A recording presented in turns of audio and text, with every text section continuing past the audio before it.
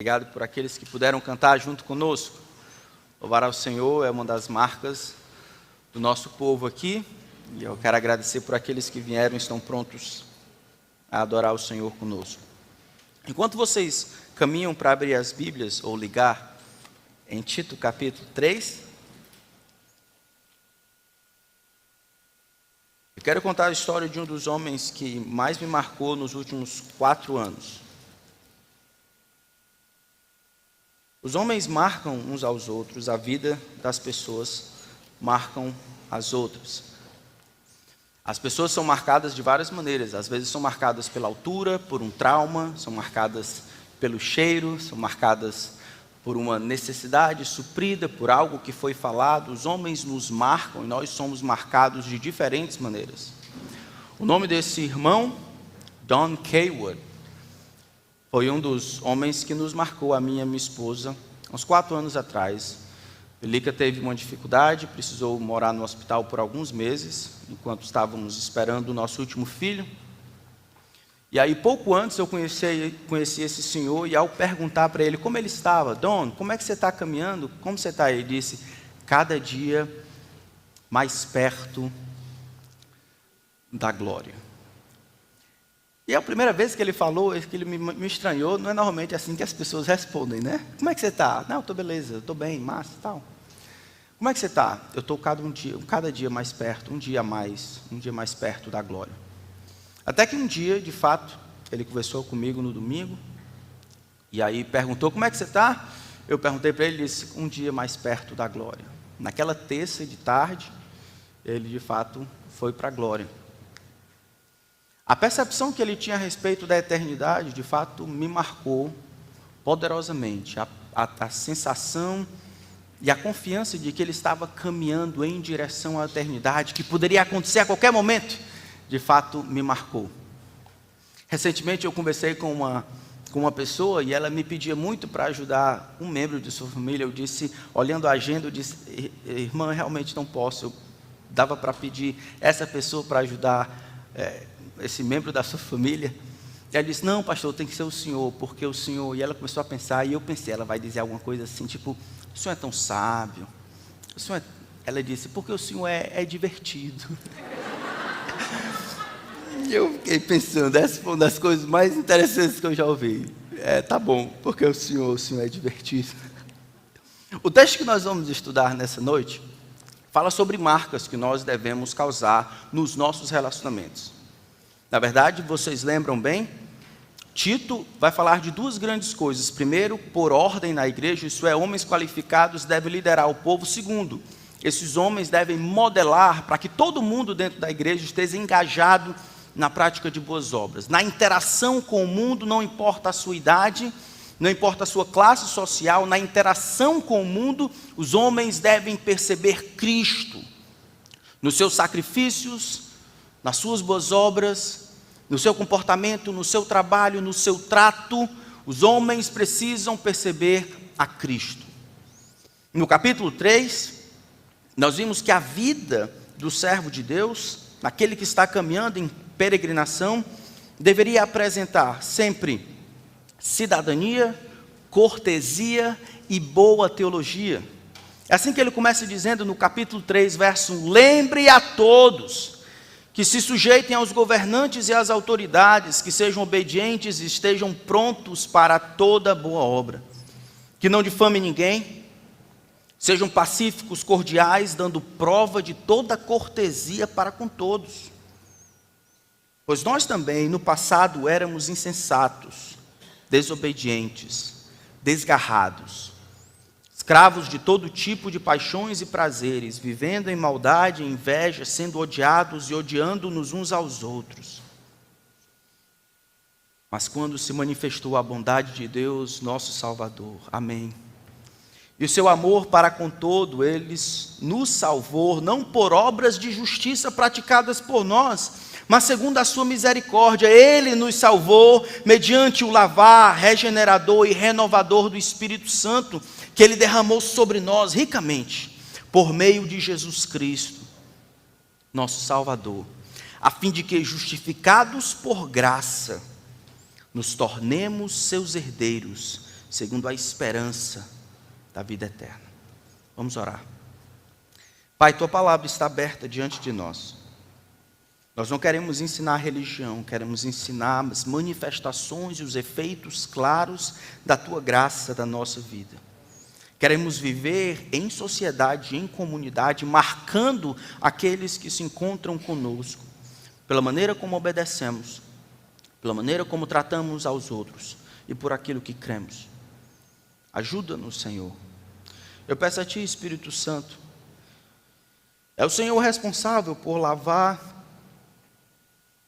e regenerar o povo. É o Senhor responsável por renovar a nossa mente.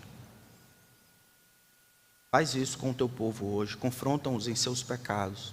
Lembra-lhes de que a vida é mais do que essa que eles estão vivendo. Revela-lhes que eles estão se enganando. Tem misericórdia deles. Tem misericórdia de mim. Que o Senhor seja o nosso professor. Que o Senhor nos ensine nessa noite. Que o Senhor nos faça esquecer o que o homem tem a dizer. Que ao final desse tempo, só o Senhor receba a glória que merece. Em nome de Cristo. Amém. Então Deus deseja que na interação com o mundo, como aconteceu no versículo 1, com os nossos governantes, nós sejamos apresentados com cidadania, cortesia e boa teologia.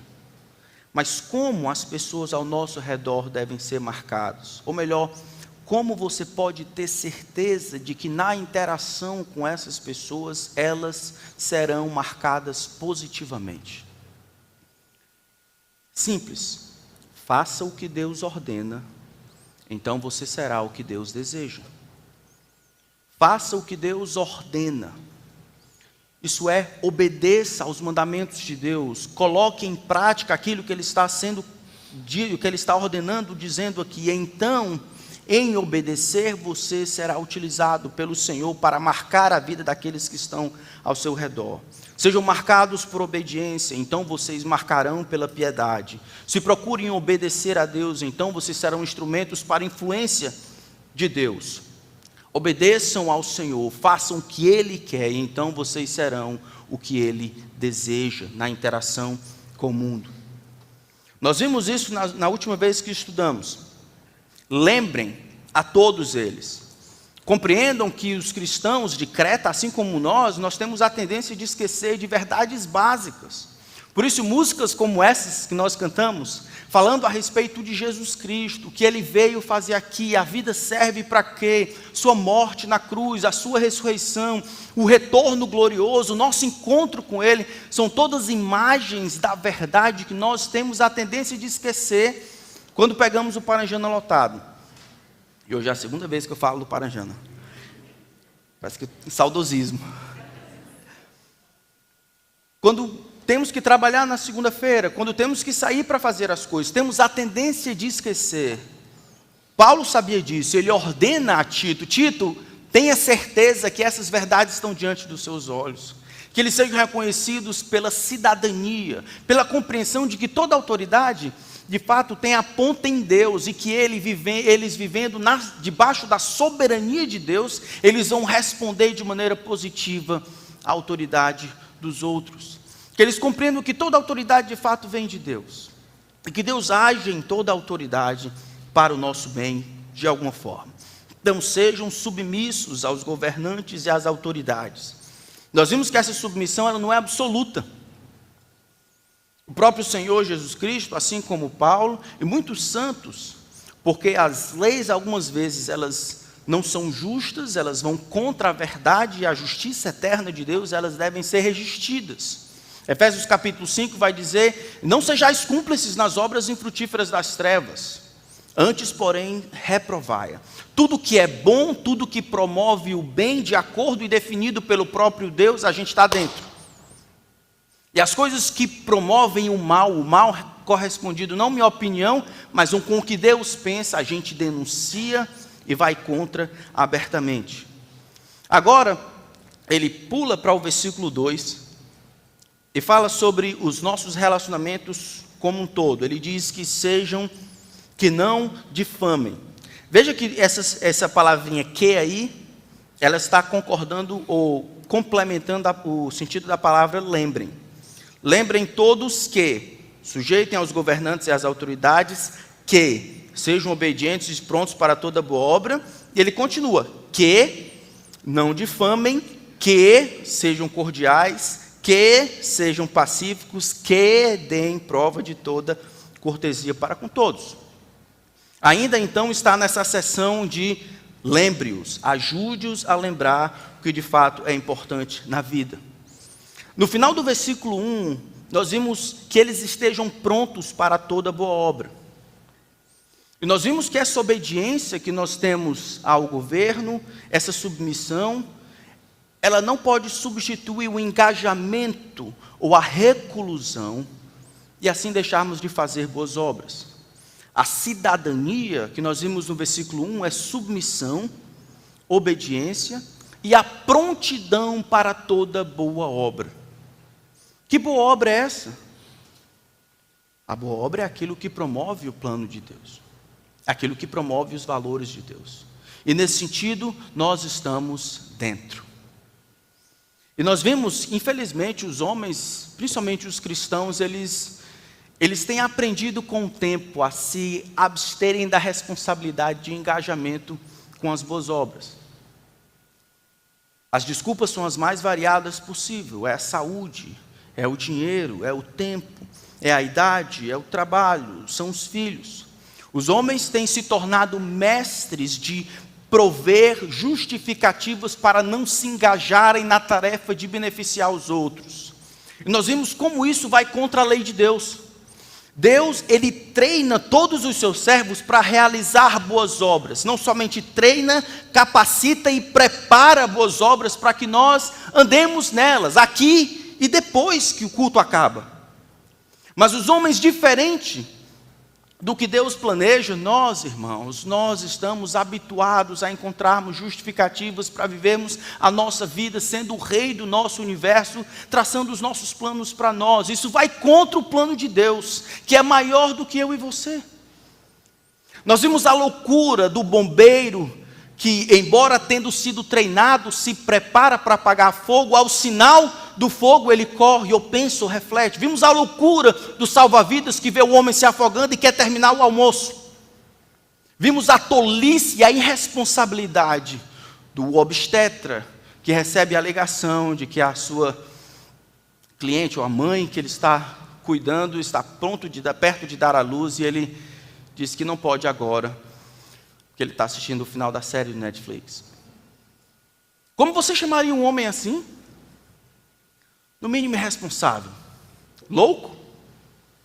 Mas os crentes, que não se engajam em boas obras, como é que a gente chama eles? Eles são ocupados. Eles são normais. Eles são comuns. Isso vai contra ao plano de Deus, que deseja realizar as coisas por seu intermédio. Aí você pode dizer, mas pastor, me diga na prática quais seriam essas boas obras. Paulo vai dizer isso no versículo 2. Que não difamem ninguém. Segundo, que não sejam briguentos, que sejam pacíficos, que demonstrem cordialidade e gentileza. No próprio texto nós vamos ter esses exemplos práticos de como nós podemos realizar as boas obras para o benefício da sociedade e para a glória de Deus. Então a primeira delas é não difamem ninguém. E aí lembra, enquanto nós obedecemos isso, Deus utiliza nossa obediência para abençoar os outros. Então faça o que Deus quer, então você será o que Deus deseja. Então que não difamem ninguém.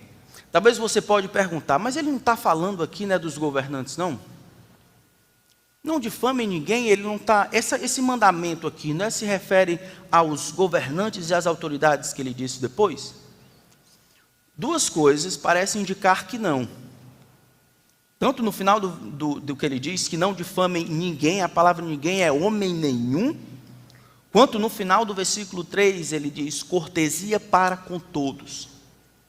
Então, embora esse mandamento aqui, ele abarque governantes, porque os governantes são homens, Ele vai além disso e diz, esse tipo de difamação, a maledicência, a fofoca, a destruição de reputações, o foco naquilo que é mal, incorreto, não pode caracterizar vocês. Não façam isso.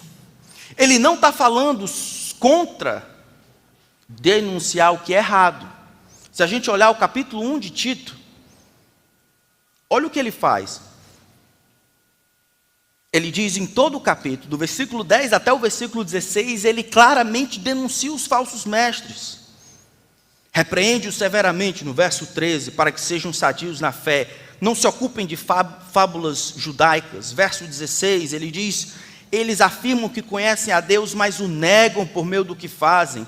Eles são abomináveis, desobedientes, reprovados para toda boa obra. Em Timóteo ele diz, olha, cuidado com Himeneu e Fileto. Em 2 Timóteo ele fala também de Hermógenes. E mais na frente ele fala de Alexandre, o latoeiro que lhe causou mal. Paulo, ele denunciava os inimigos da fé por nome. Ele não está falando disso aqui. Mas ele está falando daquela disposição interna que eu e você temos. De focalizar no pior das pessoas. E ter aquele prazer oculto de descascar a vida das pessoas e mostrar o pior que elas têm. Aí você vai dizer, pastor, eu não tenho isso. Não? Quando você escuta que alguém tem feito algo bom, e você sabe de algo ruim que essa pessoa tem feito, você tem um certo desejo, luta contra a tentação de ajudar a pessoa que está falando tão bem daquele outro para igualar. Não tem que lutar com aquele desejo para explicar a verdade, afinal a verdade tem que ser dita. O texto diz, não difamem ninguém. A palavra difamar aqui é blasfêmia. O que pode inferir que, embora não seja blasfêmia no sentido que nós utilizamos, é blasfêmia porque quando os homens falam mal, ou se prendem, ou focalizam nos erros e maldades dos homens, e ignorando os outros traços da graça de Deus e efeito na vida dessa pessoa, eles blasfemam o Deus que o criou. Que não blasfemem, que não diminuam, que não focalizem, que não paguem mal por mal, que não destruam aquilo que Deus está fazendo. A luta contra o controle da língua é uma luta que eu e você temos, tá bom? Felizmente, algumas pessoas são como imãs, eles atraem a atenção somente pelas coisas ruins das pessoas. Eu e você sabemos que nós temos erros, concorda? Algumas pessoas têm uma atenção enciclopédica para dizer quais são eles. São ávidos, atenciosos, capacitados, têm um dom satânico de perceber onde as pessoas são ruins, onde elas não são tão boas, perceber as fraquezas, as desorientações, os defeitos, e elas focalizam a atenção naquilo. Nunca algo é tão bom. As coisas sempre devem melhorar, obviamente. Mas esse tipo de pessoa que difama, Paulo aqui está descrevendo aquele tipo de atitude, a expertise na falta, na debilidade, na fraqueza, no pecado, no erro, na deficiência dos outros. Homens e mulheres que não conseguem perceber nada de bom a não ser o que os homens fazem de mal. Em Tiago capítulo 3, nós recebemos uma denúncia gigantesca a respeito do poder inflamado da língua.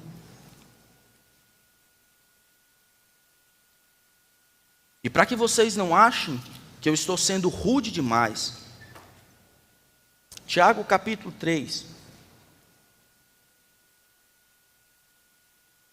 ele diz do versículo 1 em diante, prestem atenção por favor: meus irmãos, não sejam muitos de vós mestres, sabendo que seremos julgados com maior rigor, porque todos tropeçamos em muitas coisas, amém?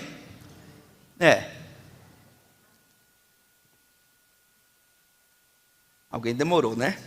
Se alguém não tropeça no falar, este é um indivíduo como? perfeito, capaz de refrear também todo o corpo. Ora, se colocamos um freio na boca dos cavalos que nos obedecem, também lhe dirigimos o corpo inteiro. Observem igualmente os navios que, sendo tão grandes, impelidos por fortes ventos, são dirigidos por um pequeníssimo leme, e levados para onde o piloto quer. Assim também a língua, pequeno órgão, se gaba de grandes coisas. Vejam como uma fagulha incendeia uma grande floresta.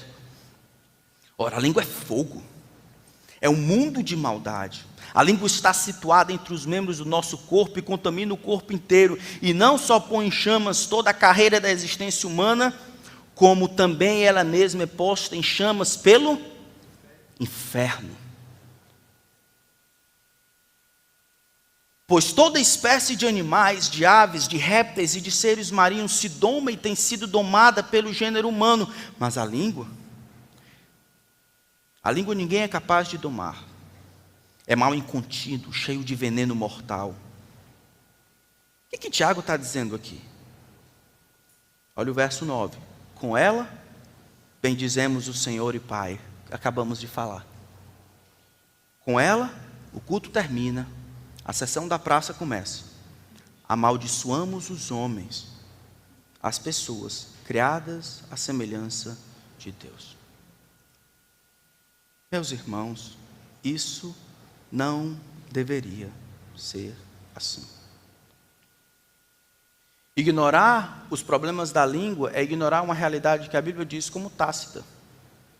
Você tem dificuldade em controlar a sua língua, eu tenho dificuldade em controlar a minha língua. A palavra de Deus está dizendo que você precisa obedecer a Deus, não difamando. E Deus, então, usará a sua obediência para marcar a vida das outras pessoas. Como é que o pessoal fala de você? Na sua interação com o mundo, você tem um sobrenome de coxinha? É assim? No seu trabalho, na sua escola, na sua família. Você é aquele que, ao primeiro sinal de coisas boas, você está lá pronto para colocar o dedo e dizer, mas não é assim, ele fez isso ou fez aquilo. Você é o destruidor de reputações, nada está bom. As irmãs sempre estão mais gordas. As roupas nunca batem. A música é sempre alta ou muito baixa. O pregador sempre muito feio. Nunca está bom. Não consegue perceber a ação de Deus trabalhando em sua graça e por isso difama os outros. Uma das maneiras mais claras, um dos motivos mais claros porque os homens difamam os outros, aparece em Tiago, no capítulo 5. Ele fala de novo. Desculpa, capítulo 4, versículo 11, ele disse, irmãos, não falem mal uns dos outros.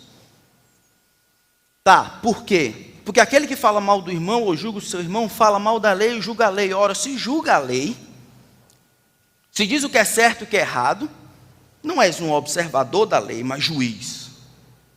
Um só é legislador e juiz, aquele que pode salvar e fazer perecer.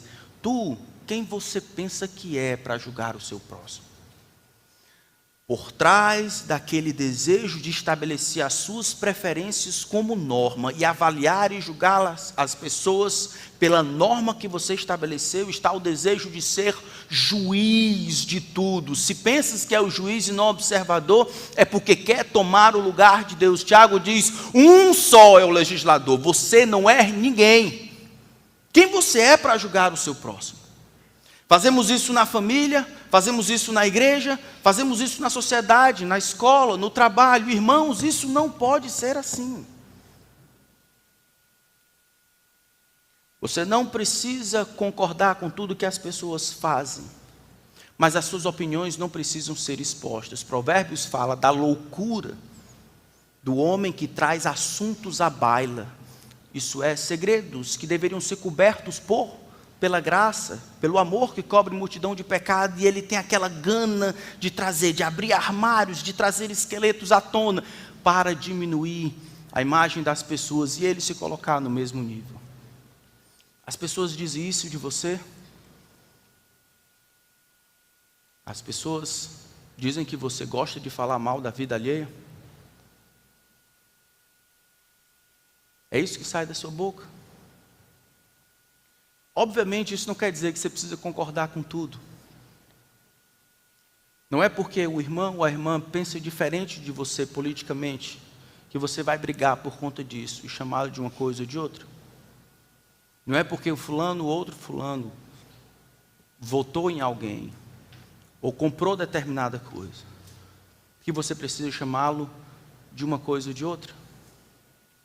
Perceba o que Deus tem feito no mundo, e mesmo os governantes que nós temos e os juízes que nós temos, embora não representem tantas vezes os valores do eterno Deus, ainda são instrumentos na mão de Deus, se nada mais para nos santificar e nos fazer mais parecidos com o seu Filho, e nisso eles têm a sua função balizada pelo próprio Deus. Serem submissos a eles, não difamem, não blasfemem, faça o que Deus quer, faça o que Deus ordena, então você será o que Deus deseja. O texto continua, voltando para o nosso texto de Tito, ele diz que não difamem ninguém, depois que sejam pacíficos. No original aqui é negativo. Ele diz assim, que não sejam briguentos, altercadores, contenciosos, que não sejam inflamados em sua defesa de opiniões, que não sejam protestantes no sentido egoísta, que não torçam de todo maneiro, que não torçam o direito para se fazerem corretos, que não lutem para se manterem corretos. Existem pessoas que simplesmente detestam estar errado. Algumas pessoas, elas demonstram isso de maneira clara. A Escritura nos ensina que determinadas doutrinas nós matamos e morremos. Morremos, tá bom? Morremos mais que matamos. Doutrinas que são centrais, cruciais para a fé cristã. Para essas nós lutamos com todas as forças. Sua opinião e a minha opinião não é uma delas. Quando o texto diz, não sejam briguentos ou sejam pacíficos, promovam a paz, tentem pensar nos vários relacionamentos que nós temos, no relacionamento com a sociedade. Quanta briga nós temos tido nesses últimos dias por causa de assuntos relacionados à pandemia. Quantos problemas nós temos tido por causa de assuntos que são outros, são triviais, são distrações para aquilo que é mais importante. Deus diz à sua igreja, não briguem. Não briguem por besteira. Denunciem aquilo que é errado diante de Deus. Mas estejam dispostos a perder por coisas que são menos importantes, coisas que são apenas as suas opiniões. Você não precisa ganhar todas as vezes. Não precisa estar certo todas as vezes. Não precisa perder amigos. Isso tem sido utilizado dentro da igreja, de maneira geral, para dividir e destruir. Tem pessoas ávidas por tretas. São caçadores, farejam problemas. E se não estão ali envolvidos em uma determinada discussão, elas perdem o interesse. Você não deve ser um homem assim, não deve ser uma mulher assim. Isso é pecado diante de Deus. Quando você está na roda de amigos e alguém diz que votou em um determinado candidato ou torce por um partido que você não torce, como é que você reage? Esse texto aqui fala para esse tipo de atitude. Quando alguém diz que deve criar os filhos de uma determinada maneira e você diz não, é de outra maneira, como é que você discorda dos outros? Não é aceitar, mas como nós discordamos dos outros. Sua cabeça esquenta, parece que você vai papocar. Sua voz muda porque você quer afirmar a sua vontade, o seu valor, a sua inteligência. É isso que acontece? Isso não glorifica a Deus. Pode lhe dar alguns pontos, mas não glorifica a Deus. De novo, eu preciso perguntar, como é que o povo vê quando você discorda?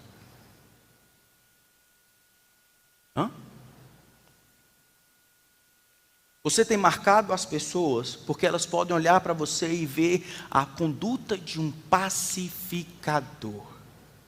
O homem que promove a paz, mas ele não promove a paz por concessões daquilo que é correto e justo e eterno. Ele faz concessões naquilo que é trivial e de menos importância. Ele abre mão dos seus direitos, ele perde as brigas, ele perde as discussões para promover a paz.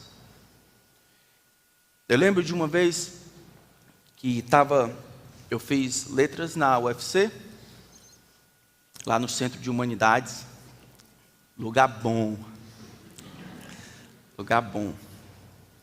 E eu lembro de determinada vez, enquanto os alunos conversavam sobre determinada questão, algum deles falou sobre um assunto político, obviamente, sobre o governo e sobre como o governo estava fazendo coisas erradas e tudo, e aí, sabendo que eu era cristão, alguém perguntou: e você? Diga para esse bando aqui de socialista e comunista, diga para eles, absolutamente tudo, 100% do que esse governo tem feito, não está tudo errado? Eu disse: não, eu não acho que está tudo errado, não. O professor olhou para mim, eles olharam entre os outros e disse: rapaz, vamos conversar depois? Eu quero ver a sua opinião. Todo mundo estava discutindo sobre todo mundo. Eu não sei de tudo que foi feito, então não posso ter uma definição assim categórica de que está tudo errado. Eu sei que um bocado de coisa está errado, tudo eu não sei, eu simplesmente não sei. Mas, porque eu não queria argumentar e forçar e defender e ganhar, e não estava brigando, eu disse: rapaz, eu acho que você está certo, talvez não seja tudo não. Aquilo deu espaço para conversar, comer salsicha, aquele lanche chamado Espere-me no Céu, ali no campus, e a gente conversar a respeito do reino de Deus. A gente precisa ter cuidado como o mundo nos vê. Se eu lutar contra essas coisas, isso vai talvez empatar, construir uma barreira para que eu fale o que é mais importante. O mais importante não é nem tanto o partido político que alguém quer, ou uso ou desuso de máscara. O mais importante é a salvação que os homens precisam ter em Cristo Jesus, se arrependendo e crendo no Filho. Se eu puder abrir mão de determinadas coisas para ajudar a pessoa, aquilo que é central, necessário, nevrálgico na fé, eu vou fazer. O texto diz: não briguento. Não importa qual seja o assunto, alguns homens sabem o todo da história, estão sempre corretos. Suas opiniões, eles só não dizem, mas no atrás da sua cabeça está: assim diz o Senhor. É como se eles tivessem o determinante de todas as coisas. O texto diz: promovo, que nós devemos promover a paz. Romanos capítulo 12. Não é a primeira vez que Paulo diz isso. Romanos capítulo 12.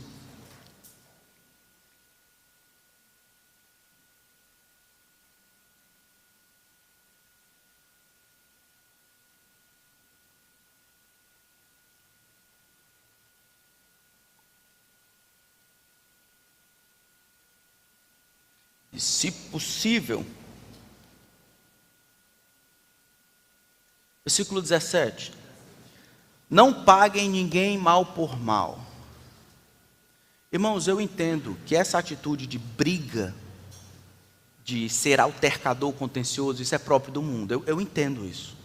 Eu entendo como o professor universitário, ele quer lutar com todas as forças e brigue e esperneie e até reprove um aluno, porque o aluno pensa diferente, ele acha que a sua percepção filosófica da vida e do sistema político é o mais correto. Eu entendo quando ele luta com todas as forças. Pobre homem. Ele está cego. E cego em sua compreensão da vida, ele luta por aquilo que pode de alguma forma lhe dar segurança. Ele está certo em alguma coisa. Mas nós, aqueles que usam máscara, se creem em Cristo, vão para o céu. Aqueles que não usam, se creem em Cristo, vão para o céu. Vão talvez ter que pagar multa, mas vão para o céu mesmo assim. Vão para o céu. Eu entendo quando o descrente, ele sai de si e luta por causa de besteira. mas você e eu? É isso que nos recomenda a Deus? A gente não deveria olhar a realidade e ver o que é importante na vida? Paulo está dizendo para Tito: Tito, é na maneira como nós nos comportamos que o mundo vai olhar, é obedecendo a Deus, fazendo o que Ele ordena, que Ele vai nos usar e nos fazer o que Ele deseja. Faz isso, Tito. Esse povo está indo atrás de você, esse povo odeia você, esse povo de Creta. Eu quero que você, diante de Deus, não fale mal, não difame. 2, eu quero que você promova a paz. Isso não é ser passivo e promover injustiça. A verdade é a verdade. Estou dizendo você engolir sapo e as suas opiniões para a glória de Deus e para o benefício daqueles que estão ao nosso redor. Não paguem mal por mal. E aí ele continua: procurem fazer o bem diante de todos. Diante de todos. Se possível, no que depender de vocês, vivam em paz com os amigos, os que votaram no mesmo candidato que você. Vivam em paz naqueles que têm a mesma percepção sociológica, filosófica de você. São da mesma igreja, que têm a mesma fé, o mesmo sobrenome, que gostam das mesmas coisas, torcem o mesmo time. Se possível, quando depender de vós, tenham paz com todas as pessoas. Normalmente, a promoção da briga se dá pelas opiniões que nós sustentamos tão fortes, mas são opiniões nossas e não opiniões de Deus. Quando Deus disser algo, então vale a pena lutar. Quando você pensar determinada coisa, você baixa a bola. Não seja briguento, lembre do que Deus diz. Como você discorda do mundo que lhe oprime e dos outros que discordam de você? Você grita, bate o telefone, esmurra a parede? Ou você procura paz, se colocando numa posição de pacificador para mostrar a Cristo, demonstrando com todas as forças que você discorda e que a outra pessoa talvez possa ser alcançada mais na frente? Pode se perder por causa de Cristo, para que os homens vejam o que é importante de fato na vida para você. Então faça o que Deus quer, então você será o que Deus deseja. Nosso último boa obra que nós vemos aqui são 2 palavras: sejam pacíficos, e aí ele diz cordiais e cortesia. Essas 2 palavras normalmente elas caminham juntas. Normalmente elas são ditas para o homem em relação a outros homens, ou seja, não dá para você ser cordial e gentil sozinho. Presume-se que na interação com os outros é que você vai demonstrar gentileza e cordialidade. As 2 palavras se remetem àquele estado de mente e àquela disposição, àquela atitude de ser razoável, comedido, humilde, considerar os outros, as opiniões, ouvir a consideração dos outros. Significa dar prioridade ou permitir que os outros ganhem para benefício deles. É muito parecido com o pacificador, mas mais a ideia e a atitude interna. Elas podem ser entendidas às vezes em contraste com os seus antônimos. Ser cordial e gentil é o oposto de ser duro, ignorante, bruto, estúpido, mau temperamento, pavio curto. Como se diz no Nordeste, um cavalo. Todas essas coisas, elas não são próprias para nós. Você é chefe no seu trabalho, como é que você trata os outros? Você é pai em casa, como é que você trata os outros? Como é que você trata os seus filhos? Você é o cabeça da sua casa, como é que você trata sua esposa? Você demonstra claramente, você quer que eles tenham certeza, você é duro, esbraveja, você é ignorante, desatencioso. É assim? É isso que caracteriza você? Aqui está sendo dito que uma das boas obras é que você seja cordial e gentil. Essas coisas são um pecado diante de Deus, e a menos que a gente se arrependa, não haverá solução.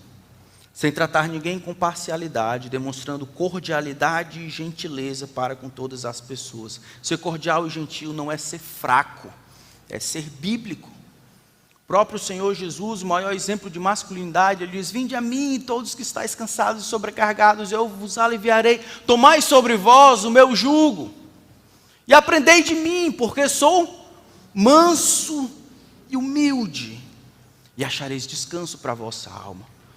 Os homens que acham que devem mostrar masculinidade sendo outras coisas, estão destoando da percepção de masculinidade que o próprio Cristo demonstrou. Eu sou manso e humilde de coração, e é assim que vocês acharão descanso para a alma de vocês. E aí ele termina dizendo: para com todos. Não para aqueles que você ama, não para aqueles que são amigos seus, mas para com todos os homens.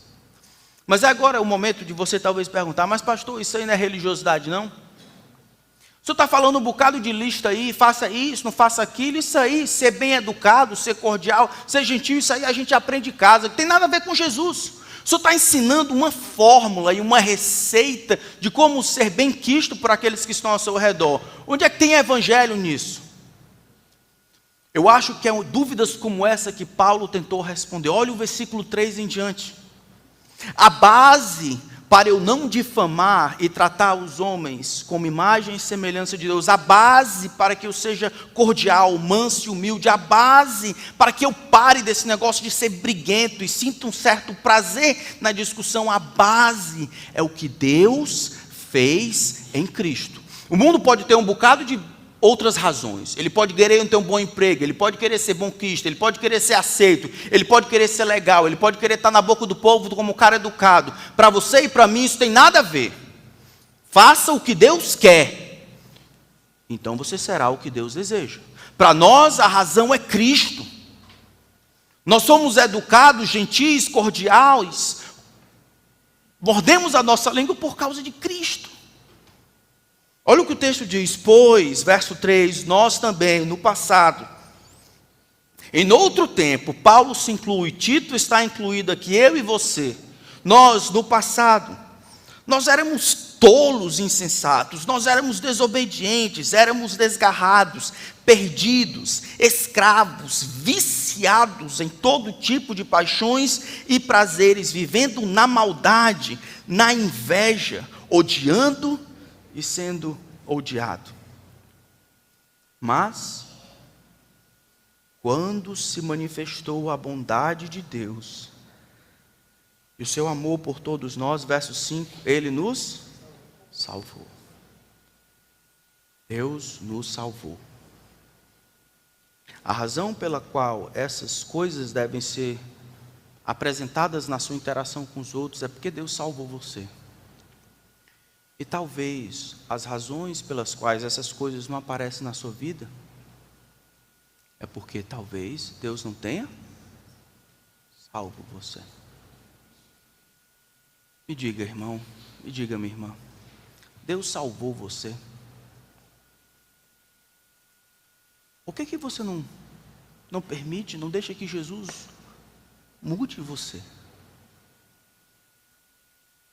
Por que você continua usando a sua língua como veículo de maldição? Por que você continua sendo afeiçoado a essa briga? Por que você continua sem ser cordial, sem promover a paz? Até quando? E aqueles que estão aqui que não são cristãos, isso é, não têm colocado uma fé em Cristo, essa descrição do versículo 3 é você. Não sou eu que estou dizendo. Quem você é? Você é exatamente como eu era. Se Deus não tivesse salvo por sua graça, quem eu era? No passado? Eu era um insensato, isso é, eu dava atenção às coisas menos importantes. Eu era desobediente, e qualquer autoridade, tanto importa a menina que vendia din-din na escola, quanto o policial na rua.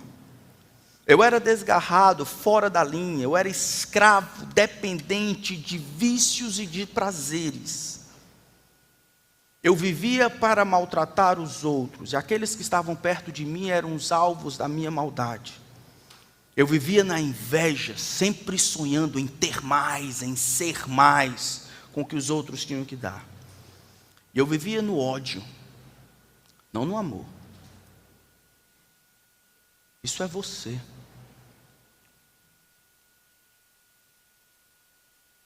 Sua única esperança está em compreender a bondade de Deus que se manifestou em Cristo, no verso 4. O Salvador, o seu amor, que salva os homens não por causa das obras de justiça praticadas por nós, porque no passado, quantos de nós praticamos obras de justiça? Nenhum de nós. Quando o grande Deus, o Deus que tudo vê, passou o seu raio-x, olhou para a sua vida e para mim, ele vê, olha, o coração, alma, entendimento, os pés, boca, olhos, tudo está corrompido, tudo está maculado, nada é 100% aceitável na minha presença santa. A condenação justa é o inferno. A salvação, a cura, a solução precisa de vir de fora do homem, mas Deus, sendo rico em misericórdia por causa do grande amor que nos amou, estando nós mortos em nossos delitos e pecados, nos deu vida. Pela graça sois salvos. Isto é o Evangelho de Jesus Cristo. O Evangelho diz assim: você é um perdido pecador, mas em Cristo você pode ter um grande Salvador.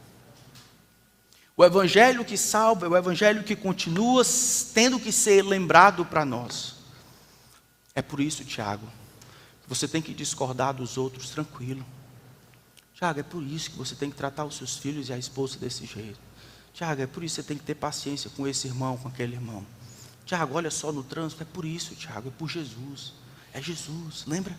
Você era assim, não pode ser mais. Jesus te salvou, lembra? Jesus te mudou. É Jesus. Não é religião, é Jesus. A palavra então de Deus nos ensina: faça o que Deus quer, e então você será o que Deus deseja. Nosso relacionamento com o mundo, o que o grande Deus quer é usar você e a mim como instrumentos para promover o seu plano.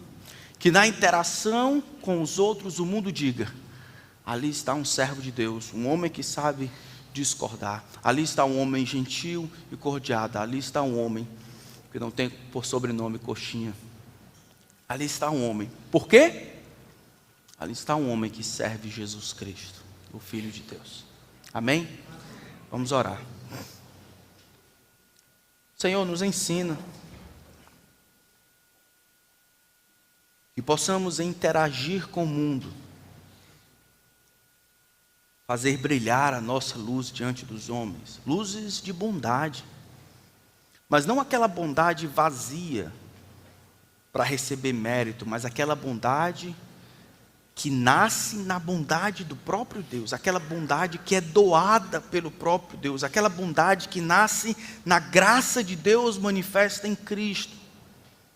Essa bondade faz-nos brilhar diante dos homens, da nossa família, da nossa igreja, da nossa sociedade, para que eles vejam as nossas boas obras e glorifiquem a Ti, que é o nosso objetivo na vida. Que o Senhor seja glorificado. Nós temos muitos planos, Senhor, nessa semana, uma igreja no bairro, ajuda com os missionários que nós ouvimos, o trabalho de sustentar esses missionários.